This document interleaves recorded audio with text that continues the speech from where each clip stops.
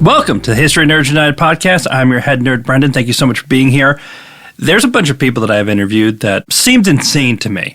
But if you had told me when I started this thing that I would interview Marcia Clark, the Marcia Clark, from the O.J. Simpson trial, District Attorney Marcia Clark, I would have said you were absolutely insane. But here we are, Trial by Ambush, her first true crime book, which is crazy to think about. Listen, last time I really saw her was the O.J. Simpson trial. I was ready for it. I'm like, I need to be on my game. She's going to rip me apart if I'm not ready.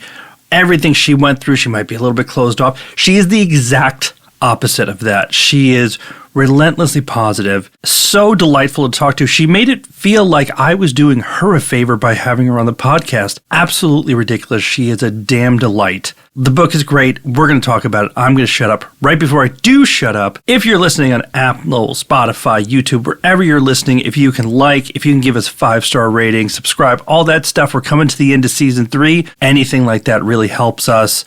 Okay, now I'm going to shut up. Let's get to Marcia. And here we are with Marcia Clark and her book, Trial by Ambush, Murder, Injustice, and the Truth About the Case of Barbara Graham. Marcia, it is an honor. Thank you so much for being here. Oh, Brendan, thank you so much for having me. I can't believe I'm actually on a podcast where there are history nerds. I am honored. Marcia, I don't know how to bring this up, but OJ trial, we all remember that for those of us that were alive. It was a cultural touchstone. A lot of messed up things were done to you that I'd like to just touch on a little bit, but I think the most important thing is I found out about this book, I start to read it, and I'm like, I wonder if Marcia's got social media, and then boom, I am slammed with daily positivity. When we see somebody go through, a rather crazy kind of traumatic experience, I think for most people, you froze at that time. But you're an author, you're a podcaster, all of these things, and then your social media is so positive. I mean, was that something that was always you? Was it something that you've worked on? Like, what's it been like since that trial? You know something? It's kind of like banging your head on the wall, and that makes you feel so good when you stop. So, the trial was such a misery, but in general, I've always wanted to do things that are fun. I've always wanted to see the glass half full. I mean, that's kind of been my way always, which is probably what made the trial so completely painful and hard to deal with, was the misery of watching justice go down the drain, the misery of watching truth be trampled by everything. And so that was a very hard thing to deal with because it was why I was there as a prosecutor. But when I was done, and I didn't have to go back into court and suffer with all of that over and over again anymore. It felt like this enormous weight off my back, and I could just be a person again. And that was nice. And so social media, I didn't really wrap my arms around it to begin with. I kind of stepped a toe into the water a little bit here and there. It can be a tough place, especially on Twitter, for example. Then I discovered, but Facebook, Instagram, they're much more benign. I tend to be there much more so because I like to laugh and joke with people and put up uplifting ideas and some funny things and snarky things, just to kind of lighten up the day for everybody. I mean, not only do I recommend the book, I also recommend following you on social media as soon as possible. It's an injection of kind of fun and lightheartedness, which I appreciate. You touch on something with the OJ trial that, leads right into Trial by Ambush. And just to make it about me for a second, because I'm a podcast host and I always make it about me, I remember the OJ trial, and maybe it's my memory kind of doing it. It was the first time I saw cultural sexism. I was on the younger side of being a teenager, but it was the first time where I didn't just see a guy being, crappy about a woman. I saw a whole set of people, and I remember thinking in my head, they seem to be treating the lady lawyer really different than the guy lawyers. And I think for a lot of people, that was kind of the start of having those conversations, and it also kind of leads into this story of Barbara Graham. You say in the beginning, you tried to stay away from true crime. Was this particular case just kind of perfect for you? In many ways it was, but I didn't know that. Even when I chose to write about it, I didn't know that. So it was an ongoing kind of revelation. I bounced into it by accident. It wasn't like I was looking for this case. And in fact, when I first looked at it, I was thinking, I'm not going to do this. because it was such a famous case back in its time, 1953, which is, by the way, a whole other issue, is researching something that's that long ago. I will cry on your shoulder in a minute about that and think very long and hard before I do that again. Though I do want to write about true crime again. I don't know if I want to write about it that long in the past. Nevertheless, it got me here to be with you, so it's worth it. And I appreciate that. Yeah, I do too. So when I first saw it, it was so famous. It was its trial of the century at the time. And the press was all over it. And I thought, oh gosh, and they made a movie about it too called I Want to Live, starring Susan Hayward. And I thought, gee, I don't know if I want to do this because it's so famous. And I'm sure a million people have read about it or written about it. And I just don't want to be an also-ran and try to dream up something new to say. But then I realized as I started to get into it even further, I thought, well, let me make sure. She won an Oscar for Best Actress for this. And I thought there would be a lot of coverage. There wasn't. What had been written about it was a book back in the day in 1960, I think it was released. But it was a very slim volume. It really didn't go into the trial. And the more I read about the newspaper coverage, the more I saw the random podcast. There'd be like one episode here, a little magazine article there. And then there was a really good book in 2013 called Proof of Guilt that did talk about the Barbara Graham case, but it talked about other cases too. And the focus was the death penalty for women. Fascinating book, and I highly recommend it. But it wasn't what my focus was. My focus was what happened here. And I discovered very quickly by reading what was available that the real answer was in the trial itself. Because what you had in Barbara Graham was a woman who was a petty criminal. And I mean really petty. I mean misdemeanor stuff. She was busted for weed. She was busted for prostitution.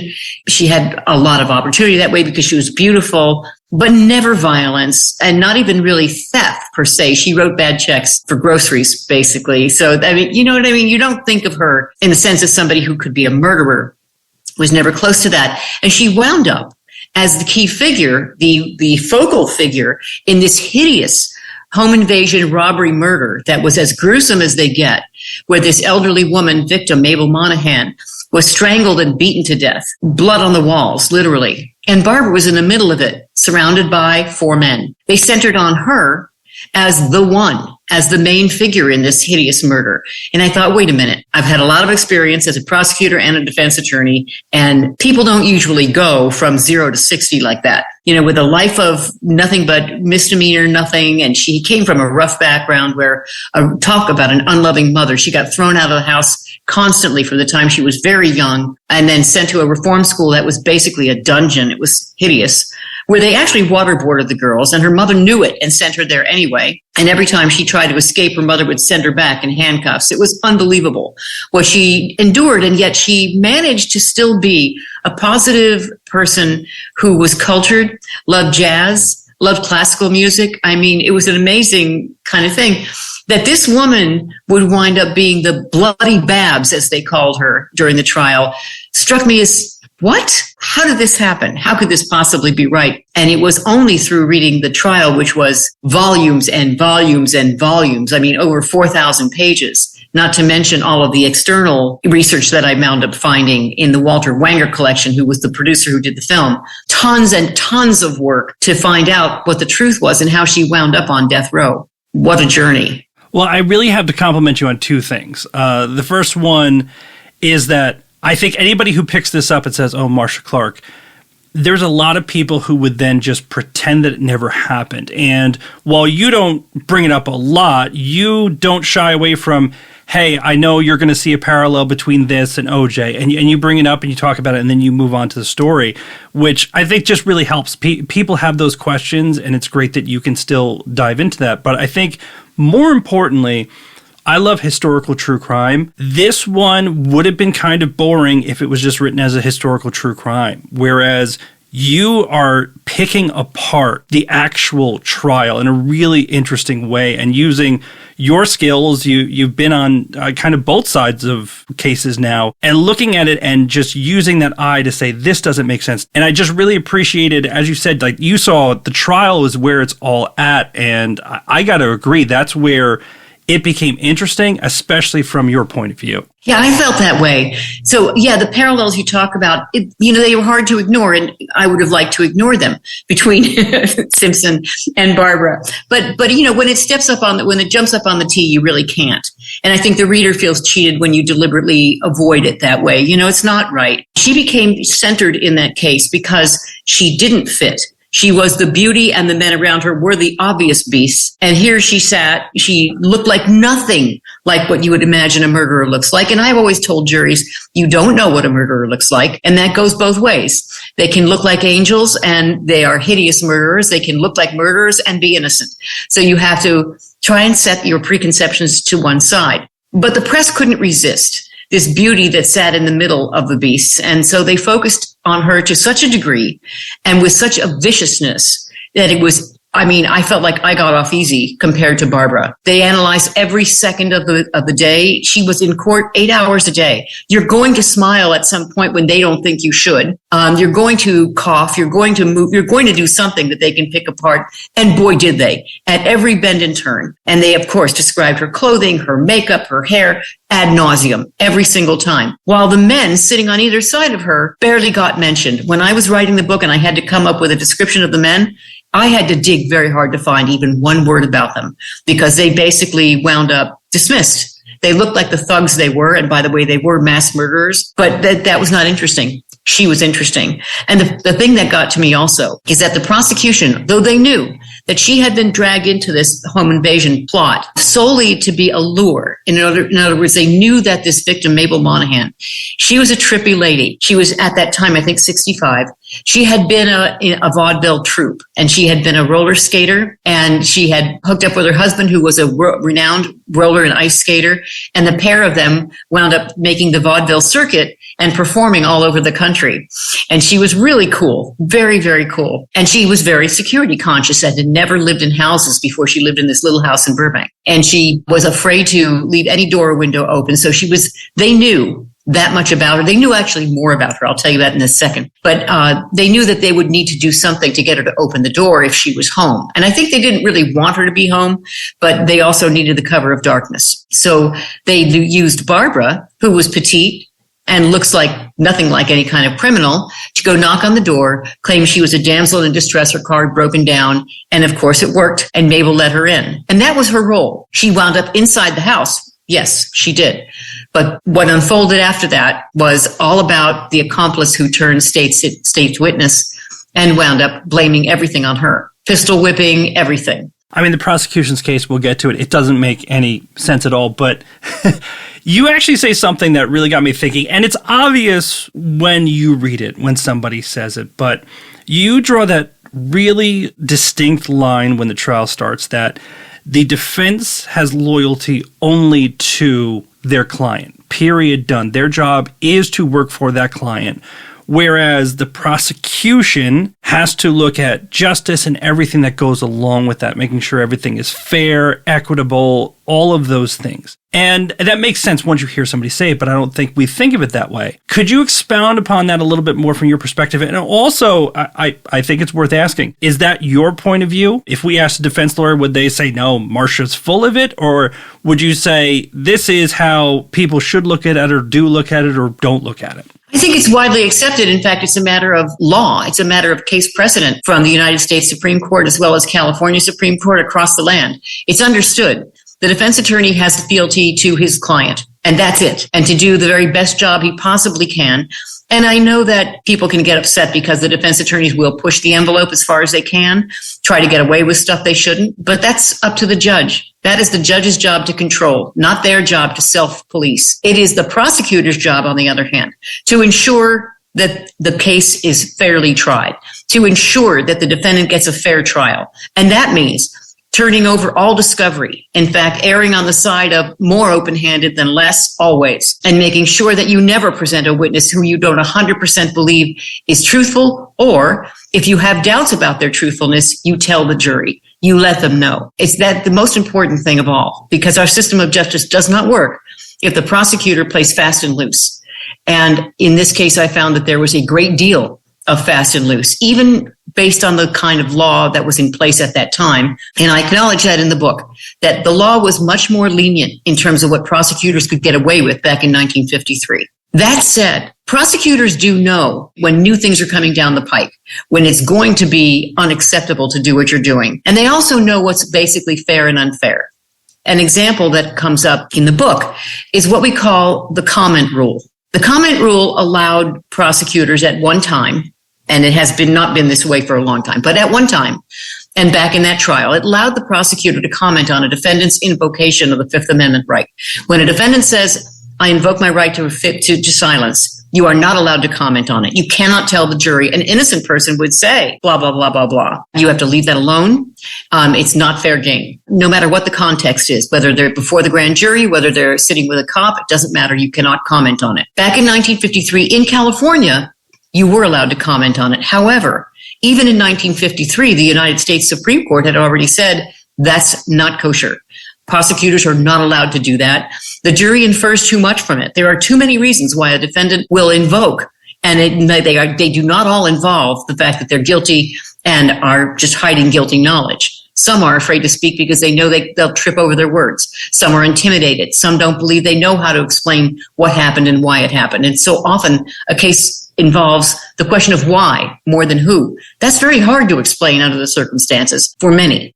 So anyway, the prosecutor in this case went crazy with the comment rule. Both of them did. That was one thing. And I choose that as a point to talk about, it became distilled in my mind as just because you can doesn't mean you should. You have to think 5 miles down the road, is this going to pass muster if the court decides to change its mind in California and say, this is no longer cool, which, by the way, the court did. In Griffin versus California, just a few years later, the court said, and it was actually the United States Supreme Court said, you can't do that anymore. No states can do it either, not just federal court, state court too. And that was the end of the comment rule. But you could see that coming. Many lawyers saw that coming. They knew it. And yet, you always have this attitude of everybody's got to push the envelope. Well, that's true for the defense. It is not true for the prosecution. And you really do need to protect your verdict. If you want to make sure your conviction stands, then don't mess around with that stuff. And you shouldn't need to. If you need to resort to those kind of underhanded tactics, and even back then I submit, knowing that it was legal in California, it was still nevertheless underhanded and people knew it. You don't need to use every arrow in your quiver. And if you do, and you have to use an arrow that is bent, then you shouldn't probably be in court. I mean, is it fair? I think a lot of people might say, well, lawyers will do whatever they can, especially if it's a big case. And yeah, if you're pushing the boundaries of ethics, as long as it's not against the rules, you do what you can to win the case. I think a better question I'd like to ask you is, going back to your time as a prosecutor, there's a big case, you push the envelope, you maybe suggest something that, hey, it's not against the rules, but it's kind of dirty pool. What happens when you get back to the office on Monday? Is somebody actually calling you to the carpet, or you won the case, everything is kosher now? Pretty much the latter. And here's why. Everybody is siloed. When I go into court to try a lawsuit, Simpson was an exception where you have cameras and all that stuff and everybody's watching, but that's not usually the case. You're usually alone in the courtroom with the defense attorney, with the jury, whatever, but you don't have anybody watching you. And so unless you come back and you call yourself out and say, you know what, I shouldn't have done that, no one's going to know. They will find out when the case gets reversed on appeal. And that's when you can get in trouble. Prosecutors who play fast and loose do get in trouble is when they do that. For example, in the Nora Jackson case, this was a case in Tennessee a few years ago where the defendant was the daughter of the victim. She was accused of stabbing her mother to death 50 times in her bedroom. And the prosecutor did a number of shady things. But one of them, in the context of what we're talking about, was she stood up in closing argument and said to the jury, turned to the defendant, but saying it for the benefit of the jury, Nora, just tell us where you were that night. Just why won't you tell us where you were? Okay, it's a direct comment on the defendant's invocation of her right to remain silent.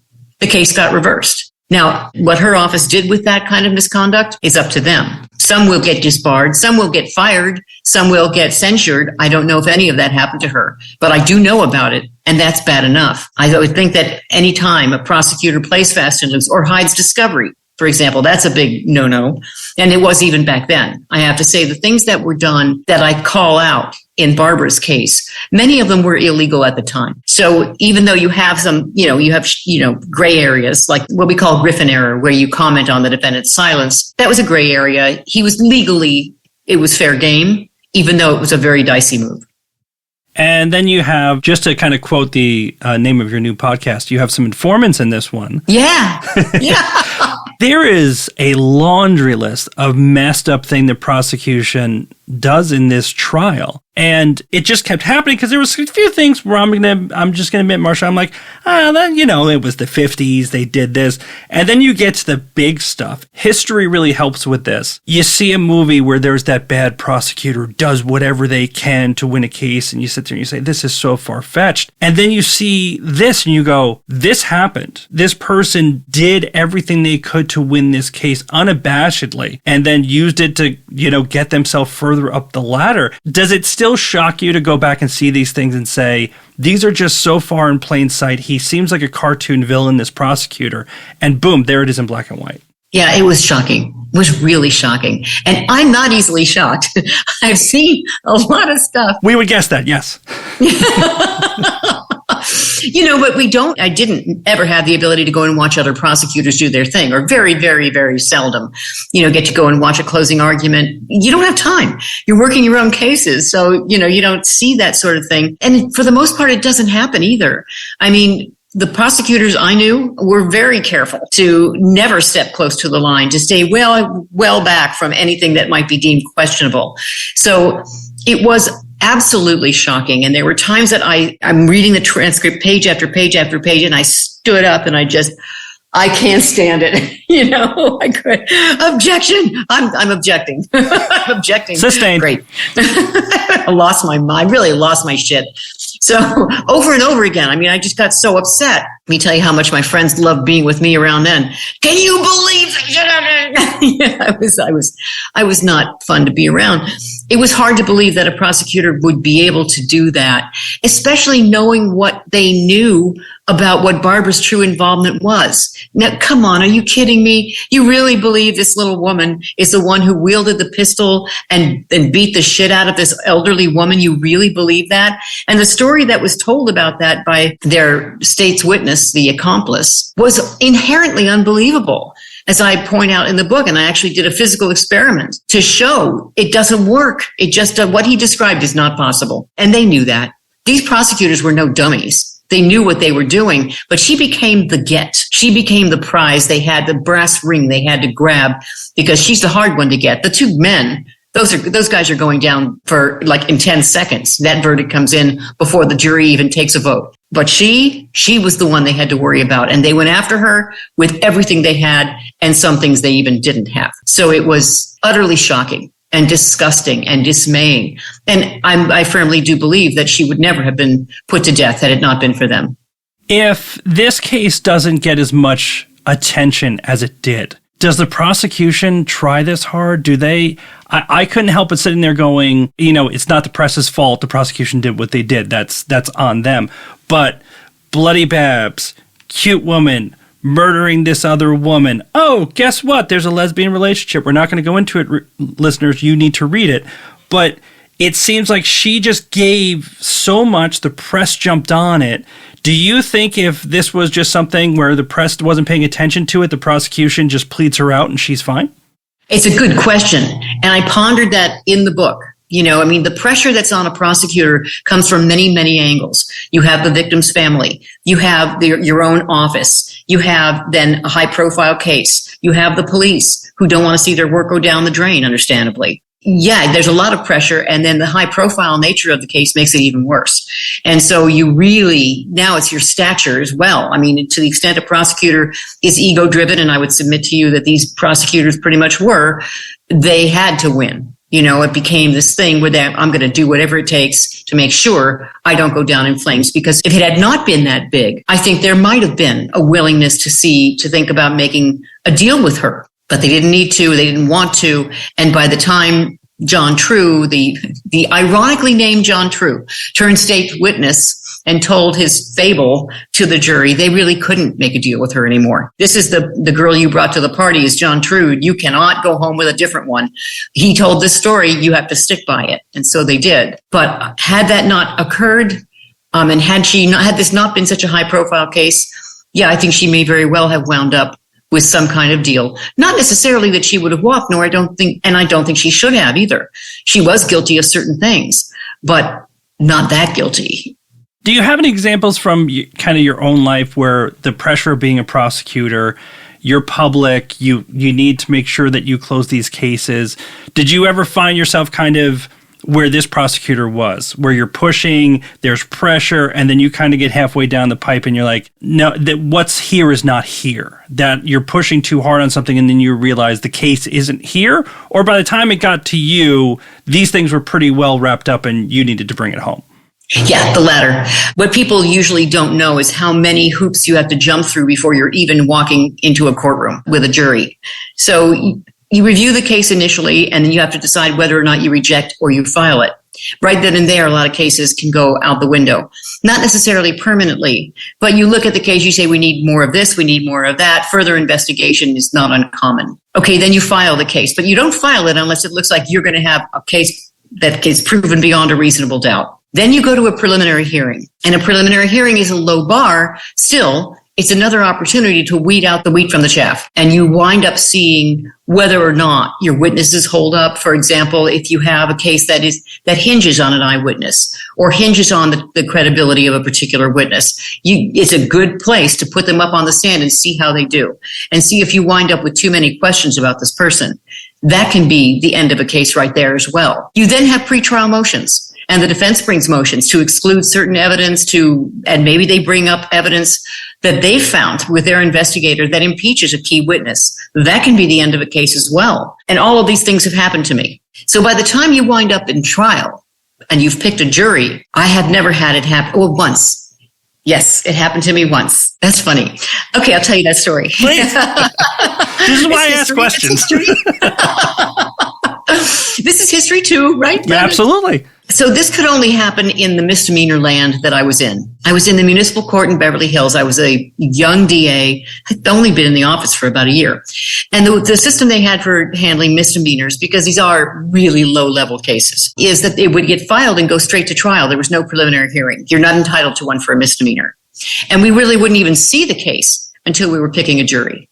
So I put on the case. It was a charge of malicious mischief in one of the few hotels in Beverly Hills that was pretty seedy. It's no longer there. Dang. Yeah. So I put on my witness and they make the case that they do and they testify and it seems okay. You know, he saw this person destroy some piece of property, threw something through a window, I think it was. And then the defense puts on their client, and I realize, and puts on a couple of witnesses, their client and another witness. And I realize, oh, this is not it. I am not convinced by my own case. I'm not convinced by my own witnesses. So I went to my boss and I said, I have to dismiss. And he goes, you can't dismiss. You have to present this to the jury. They get to dismiss. They get to decide. You can't. You know, it's not, you don't have that power. I say no, basically, is the bottom line.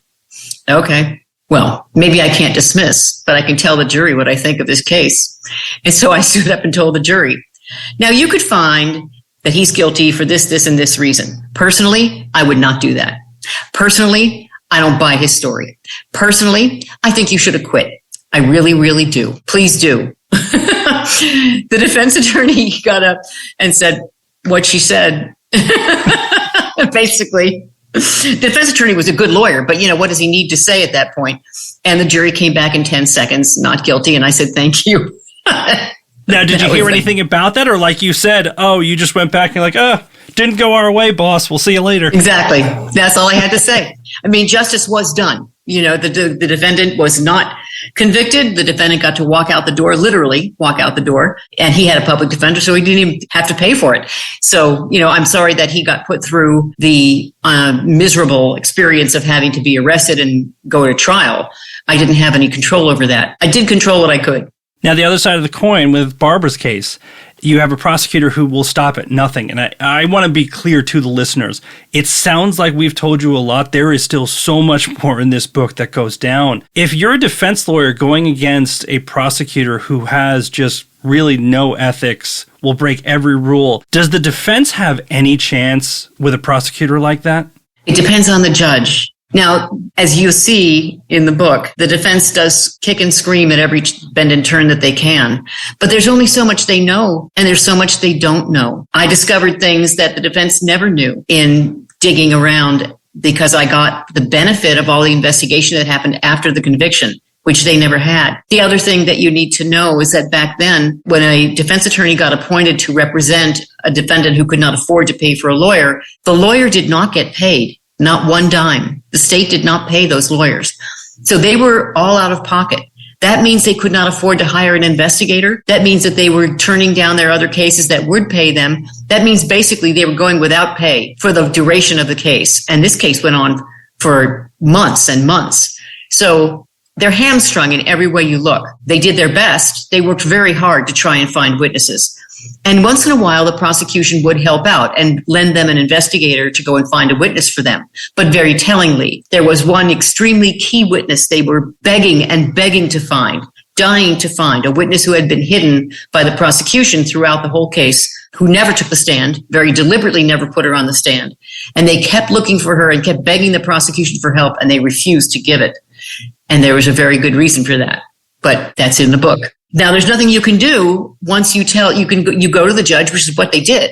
Judge, please help us. Please help us. We need to find this witness. And the judge just dusted them off, saying, it's not my job. I don't find witnesses. Well, we know that, Judge. We know you don't. But how about the marshal couldn't find this person? The marshal went out and tried. See, here's the subpoena return. It says I tried to find this person at every address that was listed, and I couldn't find him. We need the help of the prosecutor. The judge refused to say or do anything. Did not order the prosecution to help or provide an investigator, so this witness never got found, and this was a key witness. Now, the last piece of the puzzle, which if anybody just kind of Googles this before they jump into the book, they'll see it. Barbara's own way of showing up in court, the way she presented herself, the way she showed her emotions, that was first of all reported as, the prototypical ice queen, that just she was unbothered by everything. My first question would be, was that true? When you went through your research, what did she present herself like that? And also, how much do you think that was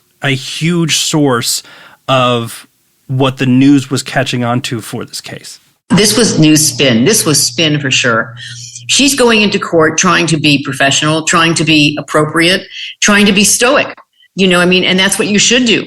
They don't want to see you having hysterics in the courtroom, and she would probably have gotten reprimanded if she had. So they spun everything through a particular lens because they wanted to frame it as the bloody Babs, as the ice queen. And so everything they saw, they interpreted that way.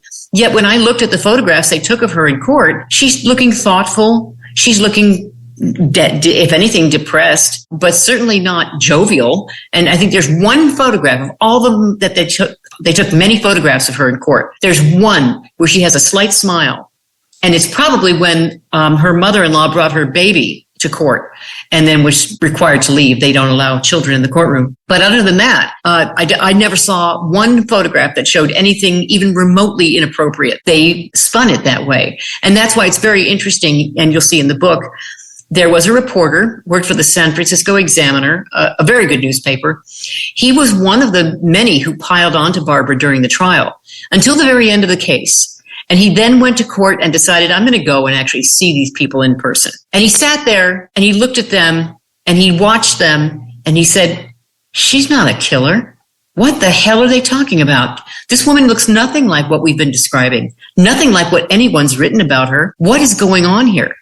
He then became her champion, and after the conviction, wound up beating down the doors and looking for witnesses and helping her lawyer on appeal to help her get out because he became convinced of her innocence. Another reporter wound up doing the same thing, having a 180-degree turn after the trial, saying, I was convinced that she was guilty and I have realized the error of my ways. It was a real ugly job that the press did with her. They twisted and turned everything they could find to make her fit their narrative. And it was completely unfair. When the book is all said and done, do you feel like you were able to kind of exercise a few demons? Because yes, you take apart this case, but there's rage in you that comes through in the book. Like you're saying, you're yelling at all your friends and everything like that. It's in the pages too. Did you feel like this, maybe helped? Are you so far behind everything, OJ, and all of that stuff that you don't think about it? Or did it feel like you kind of exercised a few demons with this? Honestly, Brendan, I think I've always been this way. Pre-Simpson, post-Simpson, it doesn't matter. When something seems unfair to me, it makes me crazy. So it didn't matter, I don't think I'm going to change ever. And I was outraged then. I'm outraged now. I'm constantly outraged. But I mean, not constantly, obviously. I think that's why my social media is so the opposite. but it gets to me every time. And it always has.